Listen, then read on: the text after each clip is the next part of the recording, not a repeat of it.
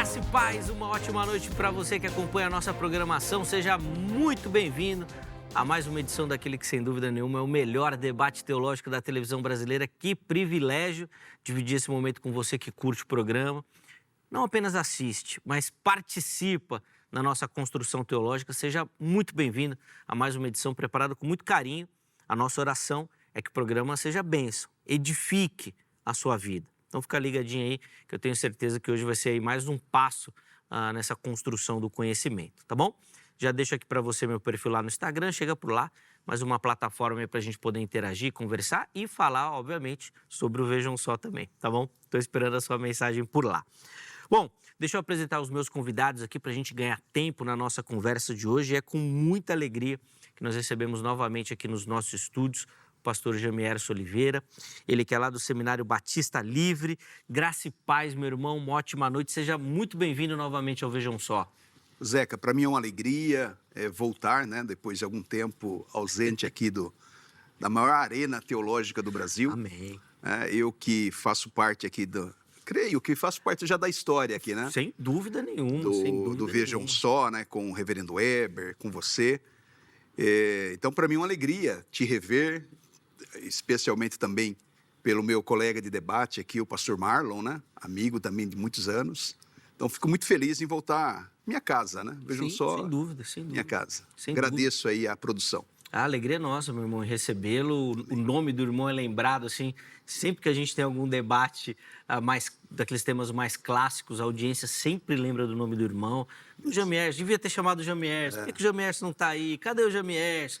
Irmãos, a gente tenta, mas a agenda, às vezes, não permite. E não é só a agenda do Vejam Só, não. A agenda do homem é concorrida. Eu particularmente fui muito abençoado. Sou ainda, né? Muito abençoado por participar aqui, né? A gente vem servir e sai abençoado. Sim. Porque os irmãos nos reconhecem nas igrejas, surgem convites. Puxa, tantas portas abertas por termos passado por aqui, né? Com bom testemunho, né? Na companhia de vocês aqui. Então, eu sou um privilegiado de estar aqui. Alegria nossa, Jamierson, em recebê-lo. Antes da gente entrar na temática, eu vou pedir rapidinho para você passar as informações do Seminário Batista Livre. Motivo, inclusive, da sua ausência também, do muito trabalho lá no seminário. Correto. Rapidinho, quem quer estudar teologia, quem quer conhecer o seminário, como é que faz? Eu estou feliz também, em particular, porque aqui estão dois professores do SBL, né? O Zeca tem sido um dos nossos professores, o Marlon também, né? Aquilo que a gente chama de corpo docente, são quase 70 professores e muitos colegas que passam aqui pelo Vejam Só, vocês vão encontrar em sala de aula. Gente, o estudo teológico, há muito tempo, passou a ser uma obrigação, né? Não só uma necessidade, mas uma obrigação, especialmente para quem está na liderança da igreja, exercendo algum tipo de ministério, do ensino, liderança de jovens, homens, mulheres, pastores. E aqui está uma excelente opção, né? O Seminário Batista Livre tem cumprido o seu papel. O nosso slogan esse ano é: se Deus te chamou, nós te preparamos. Porque nós acreditamos que o SBL é uma oficina de obreiros, de liderança, uma escola de profetas, né? Então, com a opção de cursos presenciais, eu falava aqui nos bastidores, esse ano nós inauguramos mais 3 polos. Então, agora o seminário tem 19 unidades presenciais, salas de aula, com carteira universitária, telão, com professores em sala de aula. Então, você que quer essa experiência de estudar teologia presencial, Seminário Batista Livre. E temos as ofertas dos cursos à distância também, com nova plataforma. Então, você, entrando aí no nosso site, seminariobatistalivre.com, você vai encontrar aí um menu de cursos, tanto na modalidade presencial quanto à distância. Você pode fazer a sua matrícula online pelo site, né, sem necessidade de atendimento. Então, vai ser uma bênção ter você, né? Vem estudar teologia conosco. Olha, aqui eu estou com um exemplar do material didático nosso, né? Então, o aluno recebe esse material, faz parte do conjunto do curso, no curso Bacharel Livre em Teologia, né? Então, são 12 módulos como esse, quase 3.000 páginas de material didático, com toda uma estrutura pedagógica para que você tenha o melhor resultado. Então, pensou teologia? pensou Seminário Batista Livre. Isso, chega lá o site, né? Inclusive o contato também já apareceu aí para você poder acessar por lá. É uma alegria poder fazer parte desse time. Sim. Inclusive as formaturas do SBL são aquelas reuniões onde toda a turma do Vejam Só também se encontra lá. Acaba estando presente, Nossa, né? é uma alegria. Sem dúvida. A gente consegue reunir assim todo mundo, é benção. Obrigado, Jamerson. Eu que agradeço. O Vejam Só tem aberto muitas portas, né? Alunos que estão conosco hoje me conheceram aqui, conheceram professores do SBL, né? Então, vocês serão muito bem-vindos. É uma alegria o programa poder contribuir, que é o objetivo dele, com essa formação teológica do povo de Deus, com o crescimento do conhecimento de fato. Então, fica aí também a indicação. Se tiver interesse, é só chegar por lá para pegar outras informações. De novo, obrigado, meu irmão, pelo carinho. Amigo. E nós temos também o privilégio de receber nessa noite o pastor Marlon Marques, ele que é da Igreja Metodista Livre. Pastor Marlon, obrigado pelo carinho, seja muito bem-vindo. É uma alegria recebê-lo novamente aqui no Vejam Só. Eu que agradeço, Zeca, por estar aqui novamente. É uma bênção muito grande estar aqui com os irmãos, aqui com meu amigo Jamierson, né? Eu tive o privilégio de ler o manuscrito, né, do seu livro Arminianismo Puro e Simples, e eu tive a honra de ter um endosso no meu livro Arminianismo para a Vida. Então, nós somos arminianos, né? Aqui, nesse momento, debatendo nessa questão. O José Hoje eles falaram que vão me colocar contra a parede. É uma alegria muito grande, muito grande. O Jamés, como falou aqui, já faz parte aqui do programa, da história do programa. Eu estou aqui no início, é a terceira ou quarta vez que eu estou aqui colaborando, e é sempre um prazer muito grande, né? Sempre nas outras vezes eu disse que é um sonho, né? Desde 2002, quando eu me converti, que eu assisto o Vejam Só, né? Então eu sempre imaginei, ó, um dia estar lá, então é um privilégio. Que bênção, mano. Grande estar aqui, né? E é isso aí, vamos aqui colaborando, né? Sim. Com esse tema que é muito pertinente sobre Romanos 7 e espero contribuir da melhor forma possível. Sem dúvida. Antes da gente entrar na pergunta, duas informações. Primeiro, da igreja, por favor. Eu sou pastor da Igreja Metodista Livre, faço parte da equipe pastoral da Igreja Metodista Livre em Vila Moraes, na zona sul de São Paulo. E também atuo como diretor adjunto do Seminário Bíblico Wesleyano, que é um seminário da Igreja Metodista Livre. Penso. E também, Marlon, o irmão trouxe aqui pra gente, ó, esse material aqui que nós vamos mostrar, a teologia de John Wesley. Tá aí, ó. O que o nosso telespectador vai encontrar aqui? Por favor. Nesse livro, publicado pela Palavra Fiel, eu abordo a teologia de Wesley no primeiro capítulo, né? Principalmente a teologia na parte soteriológica, né? Dos 5 pontos do arminianismo. No segundo capítulo, sobre a graça, né, preveniente, a graça santificadora, a característica wesleyana, uma das outras características. O tema de hoje é uma das características da teologia wesleyana, né? E nesse livro, no segundo capítulo, é uma outra característica que eu abordo, que é a da perfeição cristã. Isso.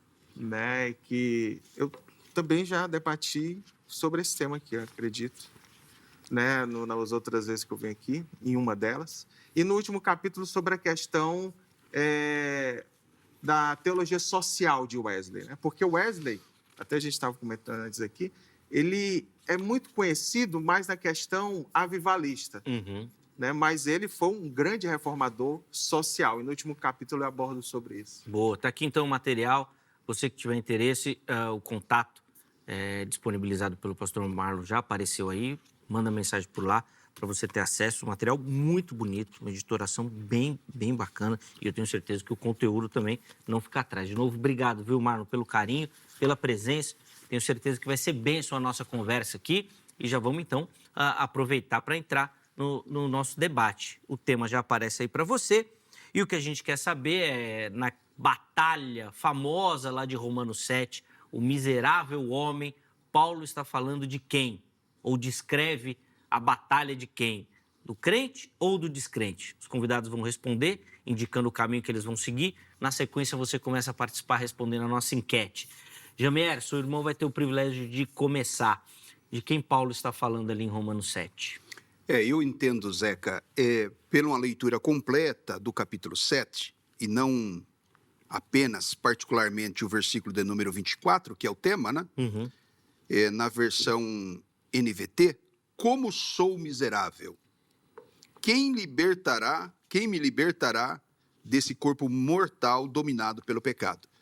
Então, isoladamente, esse versículo pode nos deixar um pouco confuso, em dúvida, enquanto ao personagem aqui, ao homem do capítulo 7 de Romanos, mas eu entendo que numa leitura completa do capítulo 7, e se ainda avançarmos no capítulo 8 e o 9, ainda essa visão fica muito mais completa, tá? No capítulo 7, eu faço a seguinte exegese ou análise do capítulo. Paulo começa montando um arquétipo, um modelo, né, em que não está muito definido quem é a pessoa. Então, ele faz uma comparação aqui, essa análise, né, do problema do pecado, da natureza pecaminosa, da nossa escravidão ao pecado. E ele usa até a figura do casamento. Então, ele não está muito preocupado nos primeiros versículos, nos 13 primeiros versículos, a definir exatamente quem é, mas parece-me que ele inclina-se ao homem, o homem ímpio ainda. Por exemplo, o versículo de número 5, ele diz assim: quando éramos controlados pela natureza humana, desejos pecaminosos atuavam dentro de nós e a lei despertava esses desejos maus e produziam obras que o resultado era a morte. Então, parece aqui que ele não está muito claro ainda nos 13 primeiros versículos, mas me parece que ele está se referindo ao homem ímpio, ainda sem o novo nascimento, né? Verso 9, por exemplo: houve um tempo em que eu vivia sem a lei. Então, parece-me que ele está se referindo ao homem antes do novo nascimento. Mas, a partir do versículo 14, até o último versículo, que é o versículo de número 25, eu percebo que Paulo agora ele está se referindo a ele, como um modelo do crente, né? Paulo é crente, Paulo é nascido de novo. E agora ele começa a dar nome aos bois. Essa luta do pecado com a natureza humana não é uma coisa restrita ao ímpio antes do novo nascimento. Essa luta continua no homem novo. Tem uma diferença apenas, porque o homem novo agora reconhece essa luta, reconhece essa guerra que está travada dentro dele. Veja como que ele muda, por exemplo, a partir do versículo 14. O problema não está na lei, pois ela é espiritual e boa. O problema está em mim. Ele não está falando, estava em mim. Ele começa, muda até o tempo verbal.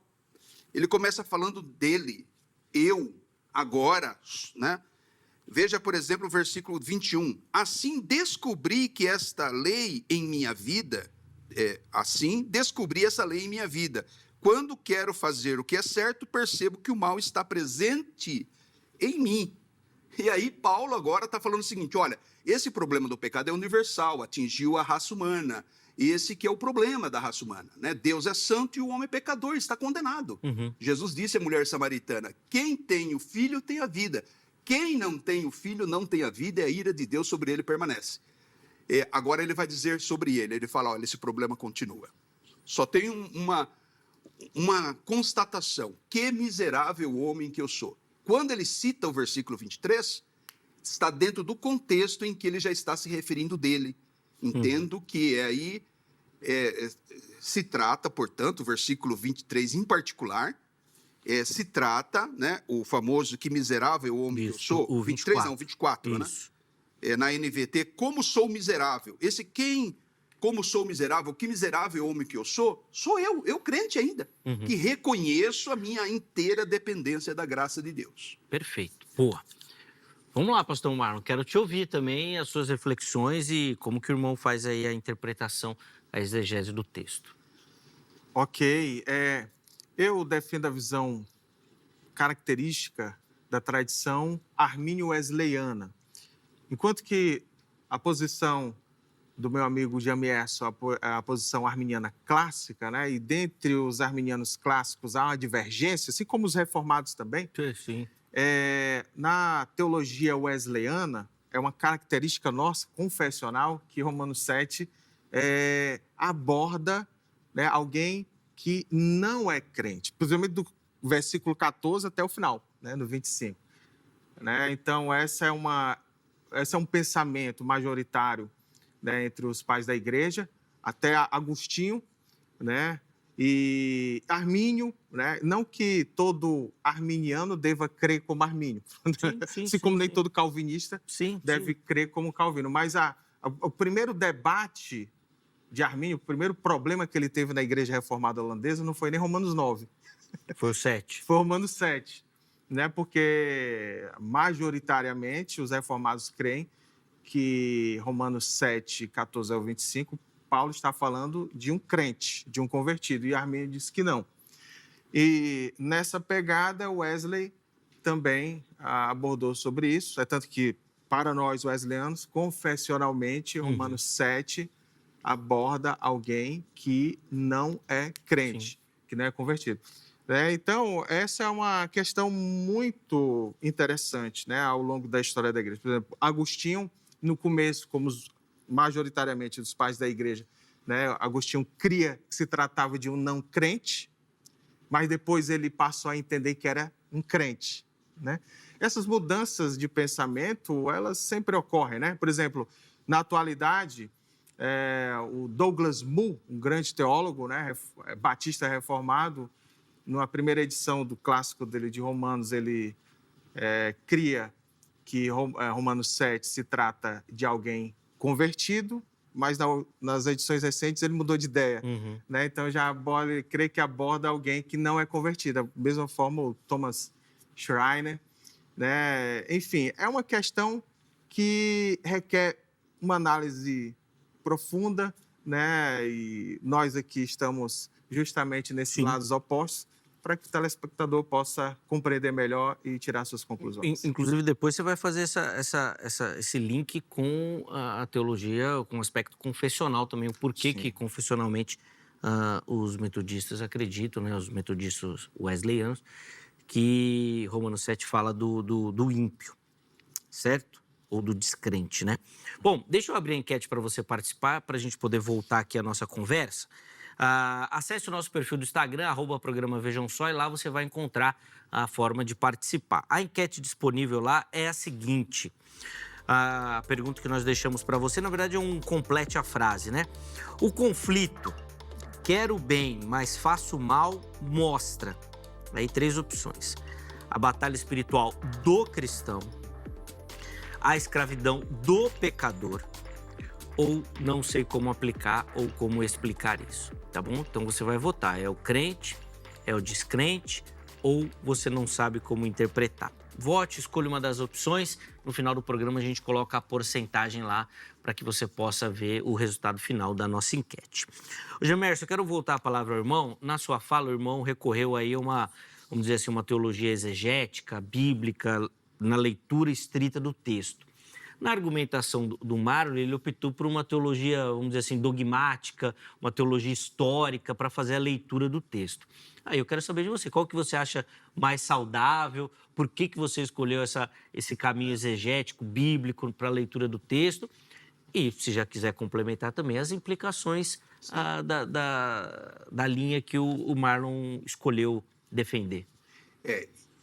O Marlon é muito bom nessa área de história, né? E acho que isso nos enriquece. A gente nunca pode esquecer a herança, né, teológica que nós temos e o que outros colegas ou irmãos ao longo da história pensaram, né? Mas eu tenho me inclinado mais ultimamente a uma teologia bíblica. Perfeito. Né? Até mesmo se sobrepondo à sistemática, né? Que era até a minha maior pegada anterior, né? Eu bebia muito de teologia sistemática e isso me ajudou muito. Sim. Dogmaticamente, eu acho que a gente precisa disso, né? Colocar alguns pingos nos is. Mas tentando um pouco soltar essas amarras da sistemática, né?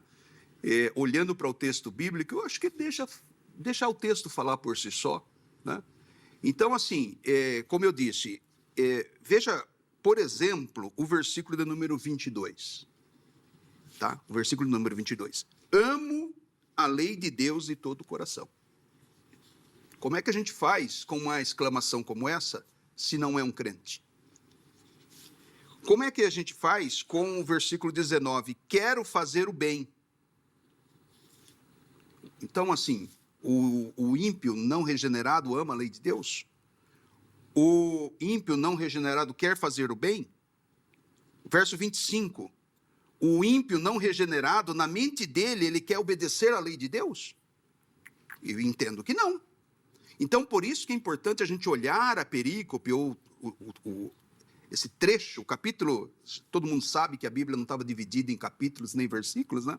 Sim. Mas tomando aqui esse trecho da narrativa de Paulo, tá? Como eu disse, o capítulo 8 vai ficar muito mais forte ainda a questão do justo aí. Porque ele começa com um cenário muito negativo, os 13 primeiros versículos, parece que está tudo perdido, parece que não tem salvação. E aí, quando ele começa a falar do crente, a situação também é grave. Parece que não mudou muita coisa. Fica muito claro assim, do 1 ao 13, o pecador ali não tem consciência do pecado. Ele peca mesmo com prazer, ele peca mesmo assim, descrachadamente. E é isso que a gente vê na rua. O homem que não tem conhecimento da lei de Deus, que não foi regenerado, ele peca gostoso mesmo. Agora, o crente, a partir do versículo 14, ele tem o problema do pecado do ímpio. A minha natureza é a natureza do ímpio lá fora. Mas a consciência... Mas agora, eu estou revestido da nova natureza. Ele fala assim, o homem interior. Que homem interior é esse que ama a lei de Deus, que quer fazer o bem? É a nova natureza que eu tenho em Cristo. E que agora se degladeia contra a natureza pecaminosa. É o Isaías do capítulo 6. Eu vi o Senhor. Ai de mim que vou perecendo. É o João de Apocalipse que cai como morto na presença de Deus. Então é o Paulo aqui, nascido de novo, com toda a consciência de que ele está em Cristo e é nova criatura, mas ele sabe que reside nele a força do pecado, até que ele seja, de fato, liberto do pecado. Boa. Vamos lá, Marlon, quero te ouvir também, e agora explorando um pouco mais aí o porquê que o irmão entende que aqui Paulo está falando do descrente. Maravilha, maravilha. A posição que eu defendo, né, que é confessionalmente wesleyana, né, até que você abordou o porquê disso, né, porque John Wesley, que é o fundador do metodismo, né, então ele teve esse pensamento, e os teólogos wesleyanos também corroboram com isso, né, então historicamente os teólogos wesleyanos têm debatido, né, a favor, né, dessa posição de que Romanos 7 aborda um não convertido. Então, por isso que, confessionalmente, né, todo pastor wesleyano tem que se inclinar nessa defesa, né? Então, com relação ao que o meu amigo Jamerson abordou, particularmente entendo que Paulo não está falando de um crente, justamente porque, como ele aborda aqui que ele é carnal, né, aqui no versículo 14, né, particularmente entendo que, por exemplo, no Romanos 6, no versículo 4, Paulo diz que fomos sepultados com ele da morte pelo batismo, né, para que, como Cristo foi ressuscitado dentre os mortos, pela glória, assim também nós andemos em novidade de vida, né? Então, no capítulo 6, Paulo, ele é bem claro quando ele diz que o pecado não tem domínio sobre nós, no versículo 14, 6:14, pois vocês não estão debaixo da lei, e sim da graça, né? Então, sempre ele aborda na fase anterior, assim, no passado, tendo sido escravos do pecado, no versículo 17. No versículo 18, uma vez libertos do pecado. No versículo 19, para que fôssemos escravos da impureza e da maldade, antes, quando nós oferecíamos nossos membros. E no versículo 20, vocês eram escravos do pecado. Então, no capítulo 6, Paulo aborda que a escravidão do pecado, porque no versículo 14 do capítulo 7, ele diz que é escravo do pecado. Mas no capítulo 6, ele diz que que os crentes, de uma forma geral, eram escravos do pecado e libertos do pecado. E isso volta no capítulo 8. No capítulo 8, Paulo também aborda isso, já no versículo 2. Porque a lei do Espírito da vida em Cristo Jesus livrou você da lei do pecado e da morte. E no versículo 15, vocês não receberam espírito de escravidão. Por isso que nós entendemos que no capítulo 7, do 14 ao 25, Paulo coloca uma digressão, ou seja, né, ele pula até o versículo 13, ele ainda está falando, né, de alguém ali normal, não convertido, e quando ele aborda no 14, ele fala que muitos chamam de prosopopeia, né, ou seja, ele fala de uma outra pessoa se colocando, né, no presente. Então, aí uns vão dizer que o Paulo está falando de Adão ou está falando de Israel, né? No caso aqui eu defendo que ele está falando de alguém que está debaixo da lei, né? Por isso que ele sente prazer, essa pessoa aqui, o eu hipotético, ele sente prazer na lei de Deus, mas a carne, por estar debaixo da lei, e a carne se aproveitando da lei, né, que é justa, porque Paulo aborda isso, né, faz com que o homem peque, né? Então, eu li recentemente um artigo até do reverendo Jair de Almeida, até participou aqui da velha geração também, né? Ele até faz um link abordando Marcos 10, né, do jovem rico, onde o jovem rico tinha um certo prazer na lei de Deus. Ele obedecia à lei, fazia tudo, só que faltava uma coisa para ele. Então, esse é um exemplo de que alguém pode desejar fazer as coisas de Deus, mas que ainda não é convertido. Nós vamos fazer mais uma rodada de argumentação antes da gente chamar o intervalo, tá? Então, o Gemerson também vai comentar, o Marlon também vai fazer mais uma, e aí a gente vai para o intervalo. Gemerson, saltou aqui da fala do Marlon o fato de Paulo, nesse recorte ali, a partir do versículo 14, então, usar uma figura de linguagem, vamos dizer assim, para falar de um eu hipotético. E a construção que você fez de Paulo falando dele, do presente, os verbos como ele usava, o Marlon argumentou que não, né? Que nos capítulos anteriores ele mostra que o crente já não está mais preso. Então, Paulo não poderia voltar a falar dessa escravidão. Quero te ouvir, por favor. A gente, inclusive você, né, Zeca, como reformado, todos nós aqui entendemos o problema do pecado original. Correto? E aqui, entre arminianos, nós entendemos que o pecado, ele alcançou o homem, a doutrina chamada, até esse título é muito forte, né? Depravação total. Sim. Arminianos entendem que é um total em abrangência e não em intensidade. O homem não se tornou tão mal quanto poderia ser.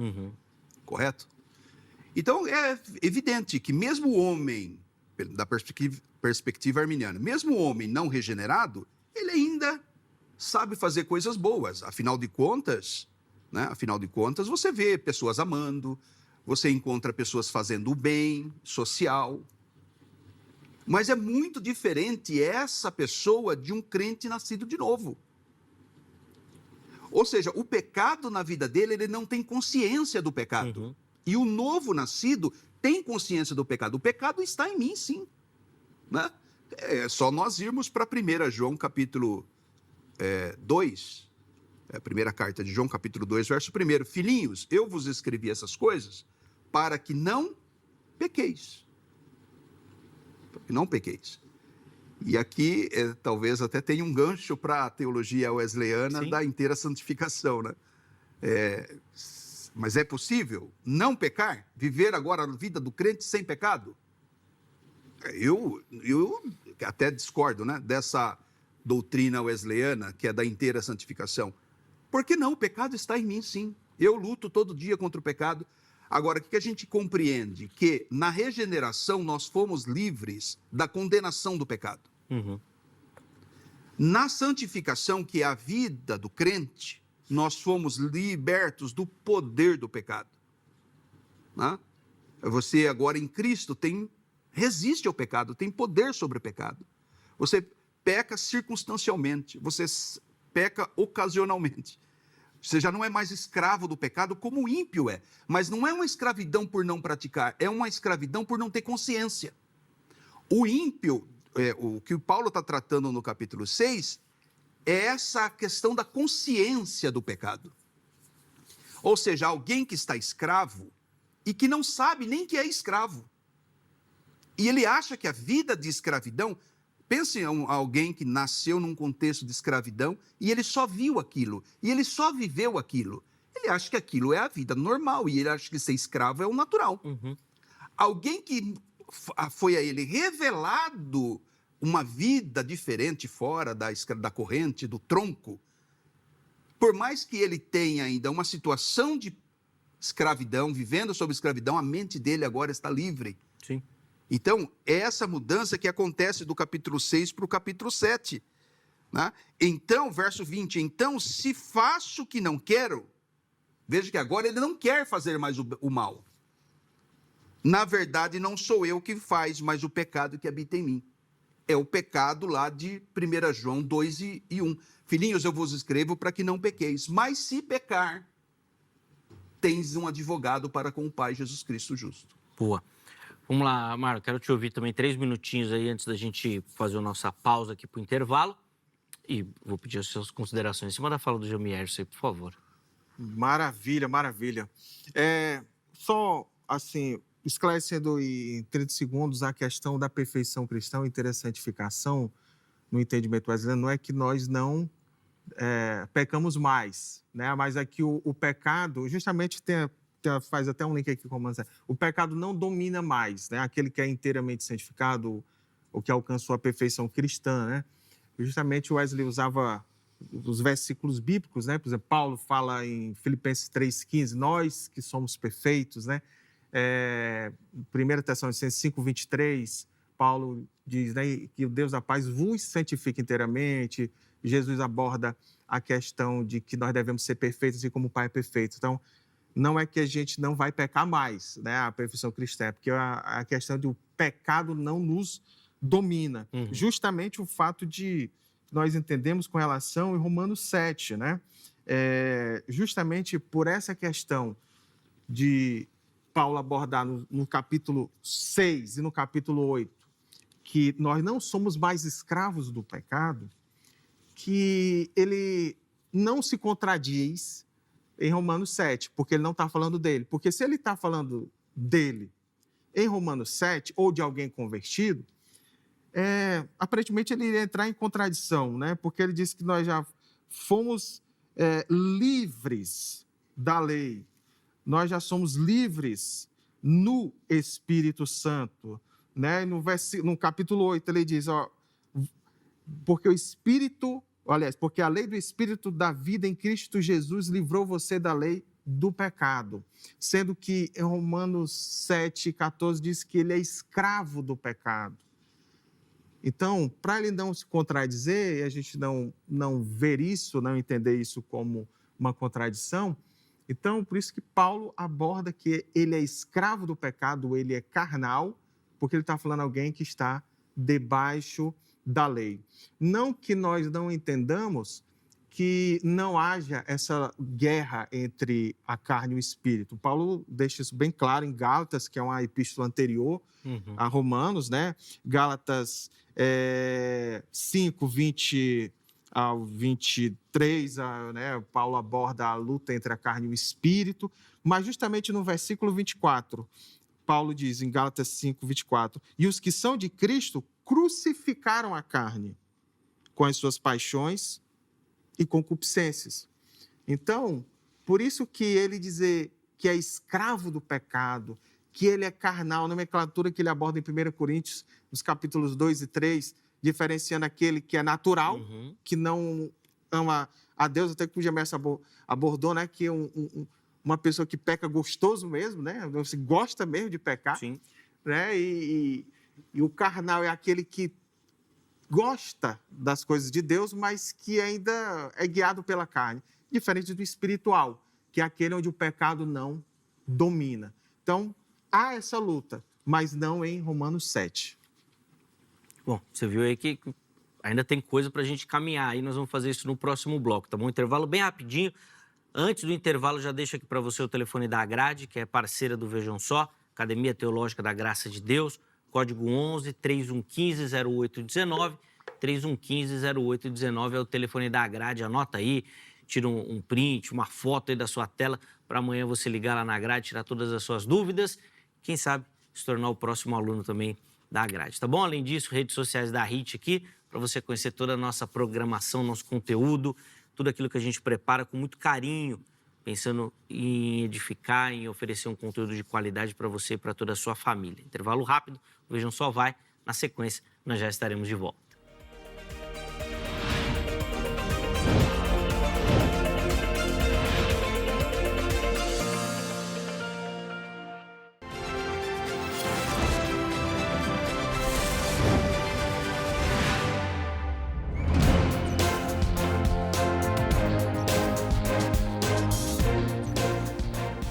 Muito bom, já estamos de volta com o Vejam Só, intervalo rapidinho na nossa conversa de hoje. Hoje, voltando o nosso olhar lá para o texto de Romanos 7, o miserável homem que sou, e tentando interpretar ali o texto para compreender de quem Paulo fala, do crente ou do descrente. Pastor Jamerson Oliveira, pastor Marlon Marques, que já no primeiro bloco deram as suas contribuições, e agora nós vamos continuar a nossa caminhada.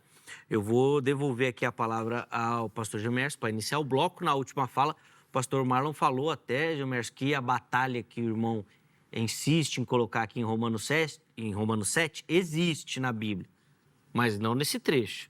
Em outros lugares o irmão pode encontrar, aqui não encontra não. Vamos lá. É por isso o debate, né? E assim, não é uma questão essencial da fé, né? Então a gente está bastante à vontade aqui. Eu disse que na regeneração nós somos livres da condenação do pecado. Na santificação, nós somos livres do poder do pecado. E na glorificação, quando estivermos no corpo glorificado, nós seremos livres da presença do pecado. Correto? Uhum. Agora, sim, biblicamente, eu entendo que há dois tipos de pessoas. Os homens naturais, o homem natural. O homem natural, quem é o homem natural? É um homem que não nasceu de novo. O carnal nunca é dito do homem natural. Claro que é carnal isso, né? Ser natural é ser carnal.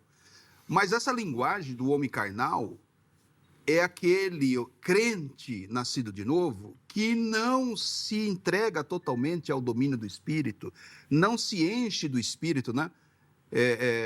Essa tese bíblica também de nos enchermos do Espírito e não vivermos, né, a vontade da carne. Então, o que a Bíblia está colocando aqui, exatamente no capítulo 2 e 3 de 1 Coríntios, que Paulo vai chamar esses irmãos aqui da igreja de Corinto de carnais. Porque essa guerra continua com o crente. Como eu disse, essa guerra só é diferente do ímpio, porque agora eu tenho a consciência. Uhum. Porque eu tenho a consciência. Então, o crente nascido de novo, ele continua com a natureza pecaminosa. Tanto porque eu peco. Agora, eu peco muito menos. Por que eu peco muito menos? Porque eu não sou escravo mais, mas eu continuo pecando. Ou seja, se eu continuo pecando, é porque a natureza pecaminosa está em mim e a natureza pecaminosa me faz ser um homem miserável. Não faz sentido você já não ser mais escravo do pecado, não ter... Né? Não é isso que o Marlon está afirmando, que a gente não tem a natureza pecaminosa. Correto? Porque conheço a teologia do Marlon e ele reconhece essa dualidade dentro de nós.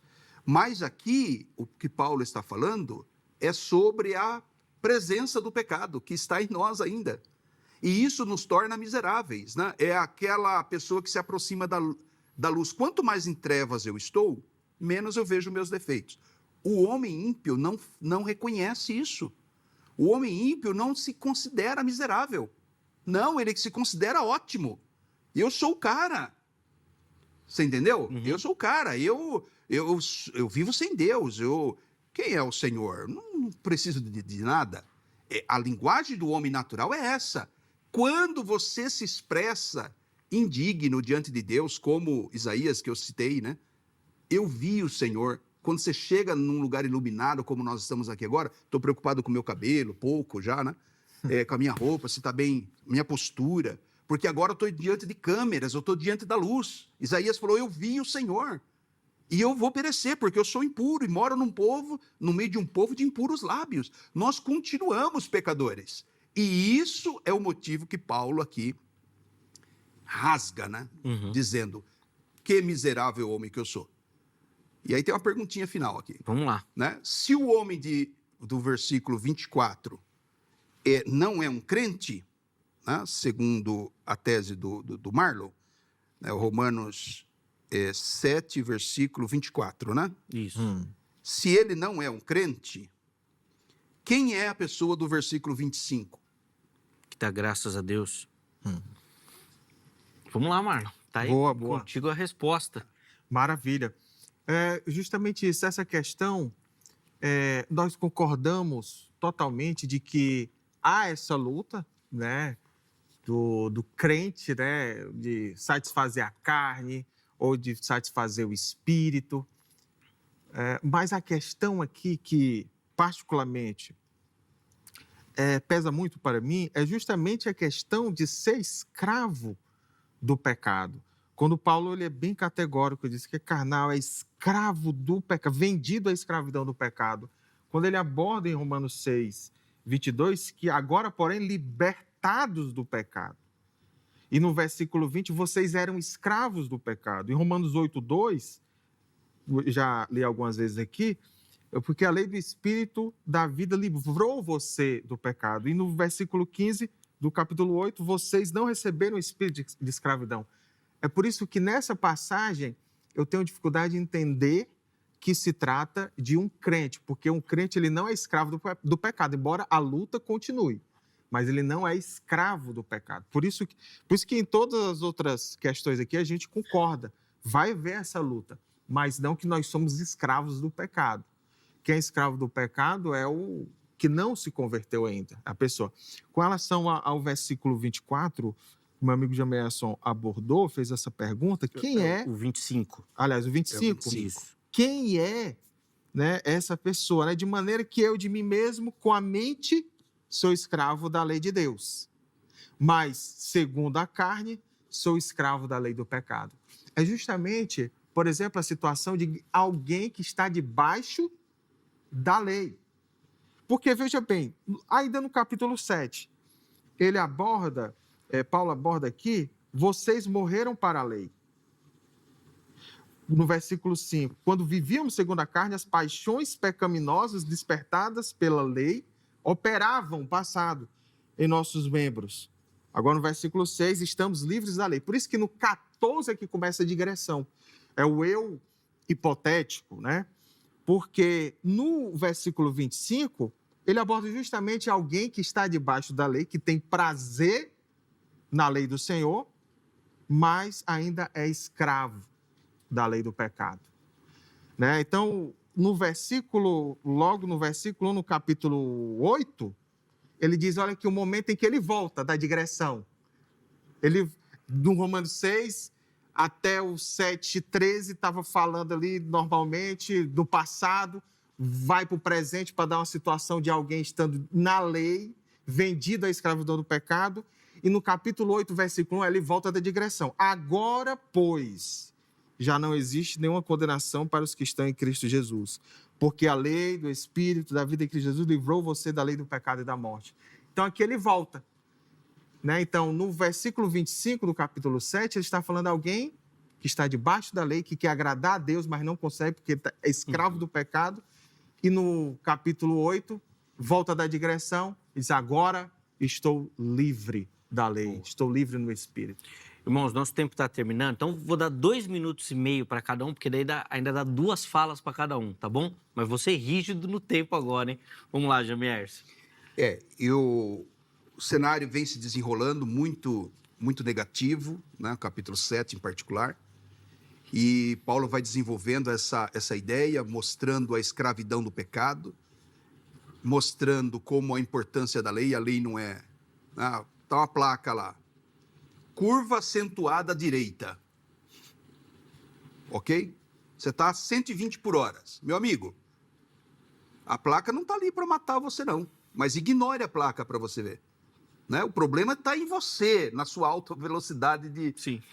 de infração. Se você não diminuir, não virar à direita, você vai se estatelar ali nessa e nem curva. a curva, né? A curva não mata ninguém, né? Não, a curva não. É você que se mata. Exatamente. Então, mas não é desse homem que o Paulo está falando Perfeito. mais. Paulo está falando agora de um crente que tenha consciência, por isso, né? A minha tese, como de outros colegas, entende que aqui o versículo 24 é um crente pensando sobre a sua natureza pecaminosa, que todos nós aqui conhecemos bem. Sim. Né? Nem com a teologia da inteira santificação, o wesleyano é capaz de afirmar que não peca, né? Como disse o Marlon. Porque nós estamos aqui plenamente conscientes da nossa natureza pecaminosa. Então, o versículo 25 é o mesmo crente do versículo 24, que ele reconhece a sua miséria em si mesmo, né?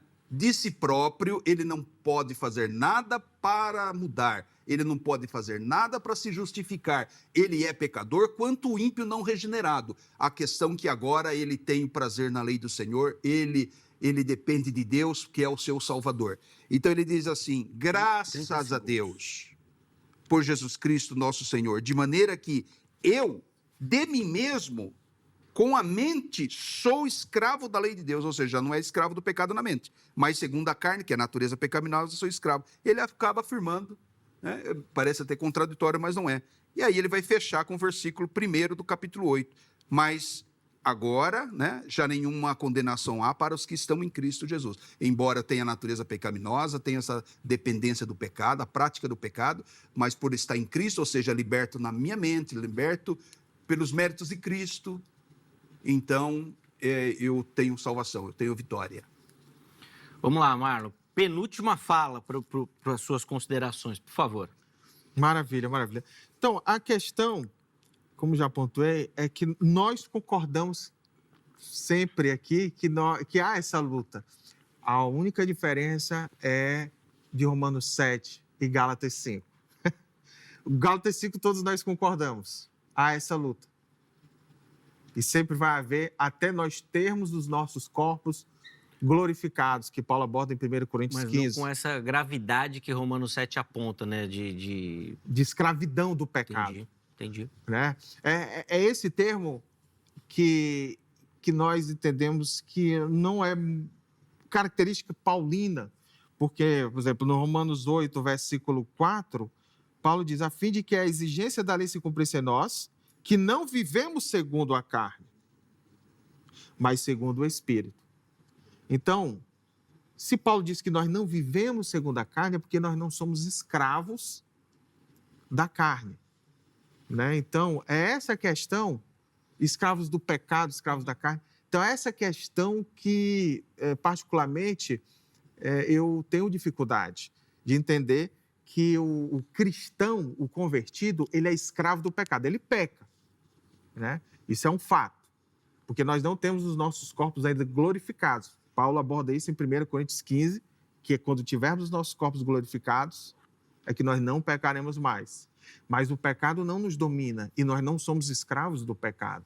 Então, é essa a questão pontual que nós entendemos em relação a Romanos 7. Romanos 7 aborda alguém que está debaixo da lei, que quer fazer as coisas de Deus, mas não consegue porque é escravo do pecado, igual o jovem rico, que fazia tudo, se orgulhava de fazer tudo e praticar a lei, mas que ainda não era Faltava convertido. algo para ser perfeito. Faltava né? algo.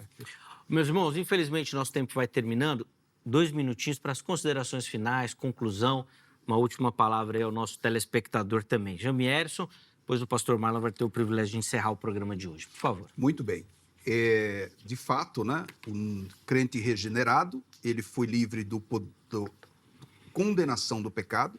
Pela santificação, ele é livre do poder do pecado. Mas mesmo tendo sido livre do poder do pecado e futuramente vai ser livre da presença do pecado, nós somos miseráveis em nossa natureza. Reside em nós a natureza pecaminosa. E eu sou miserável. Né? Eu não sou escravo como o ímpio é, porque ele é escravo na mente. Não só na prática, mas na mente também. Ele não tem consciência de Deus.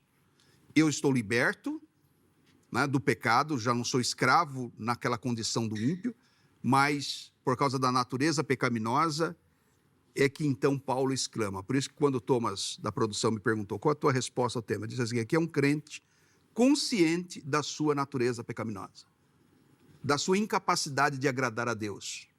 E é um crente. Qualquer um de nós aqui, né, com nossos altos e baixos, né, sabemos desse poder do pecado ainda em nós, né, essa inclinação nossa. Então, assim, o homem de Romanos 7, 24, para mim, continuo pensando que é um crente, né, que sabe dessa luta interior. Ele não é mais escravo na mente do pecado, né, porque ele tem uma nova natureza, ele teve a sua mente renovada em Cristo, mas ele peca todo dia, mesmo agora, mesmo não querendo, ele vai lá e peca. Só que, puxa, o ímpio não tem isso, porque ele não tem agora a mente de Cristo. Sim. Gemerson, obrigado, meu irmão, pelo carinho. Privilégio recebê-lo, ouvi-lo aqui também. Amém. E eu sei que você nunca imaginou ouvir isso, mas eu vou falar baixinho aqui. Eu concordo contigo hoje. Olha aí, 2-1 então, né? Marlon. Obrigado. Sempre o placarzinho é legal, né? Tá vendo como a nossa carne é terrível? Eu tô aqui, né? Poxa, ganhei 2 contra o Marlon aqui, ó. É miserável homem que eu sou, né? Tá vendo? Boa. Aí, ó. Na prática. Na prática. Boa, foi bom mesmo. Ô, Marlon, rapidinho, 2 minutinhos também para o irmão fazer as considerações finais e a última palavra ao nosso telespectador, por favor. Zeca, de antemão agradeço o convite de estar aqui. A alegria é nossa, né? meu A irmão. alegria é estar aqui com você, com meu amigo Jamierson. É um prazer imenso, né? Um debate proveitoso. Sem dúvida. E amigável. Muito bom, gostei demais. Mas você, como um presbiteriano, recomendo o artigo do reverendo Jair de Almeida. De Almeida, bom, frequenta, já foi mais assíduo aqui ao programa, né? Um ótimo professor de grego. Sim, sim. Muito bom, muito bom. E esse artigo dele, que ele aborda Romanos 7 como um não convertido, né? É bem elucidativo, né? E, então, essa questão de Romanos 7, ela é um debate muito proveitoso, né? Para que a gente aborde justamente essa questão do quão sério é o pecado, né? O pecado é sério, né? A única divergência aqui é só a questão da nomenclatura da escravidão do pecado, né? Porque, como eu disse, nós de tradição wesleyana, eu falo como um pastor wesleyano, nós não entendemos que nós somos escravos do pecado. Nós pecamos, né? Mas que nós não somos vendidos ao escravo, como Paulo aborda em Romanos 7,14. Né? Há essa luta e sempre vai haver, das obras da carne e o fruto do Espírito, mas que nós vamos perder batalhas, mas nós não vamos perder a guerra e nem vamos ser dominados pelo pecado. Vamos pecar, isso é certo, mas que o pecado não nos domina e nós não somos escravos do pecado. Então, só essa questão que difere, né, nas posições, né, entre mim e o meu amigo Jamierson. Pastor Marlon, obrigado, meu irmão, pelo carinho. Privilégio poder ouvi-lo, aprender contigo. Tenho certeza que quem está em casa também aprendeu, foi edificado, foi bênção. Obrigado pelas reflexões que o irmão trouxe. Deus continue abençoando sua vida e ministério. O contato dos nossos irmãos, nós vamos deixar disponível no nosso perfil oficial do Instagram, o @programa Vejam Só, chega por lá para você acessar, tá bom? Rapidinho, antes da gente ir embora, vamos colocar o resultado da nossa enquete aí. E lá no nosso Instagram nós perguntamos para você. O conflito, quero o bem, mas faço o mal, mostra. Vamos ver como é que ficaram as parciais? 70% dos nossos internautas disseram que essa é a batalha do cristão, ou seja, do convertido. 28% falando que é do pecador. E 2% não souberam explicar. Espero que o programa tenha ajudado esses 2% que ficaram aí na dúvida ainda, tá bom? Muito obrigado a todo mundo que votou, que participou. A edição de hoje fica por aqui, mas amanhã, se Deus permitir, nós estaremos de volta com mais um Vejam Só. Forte abraço e até a próxima.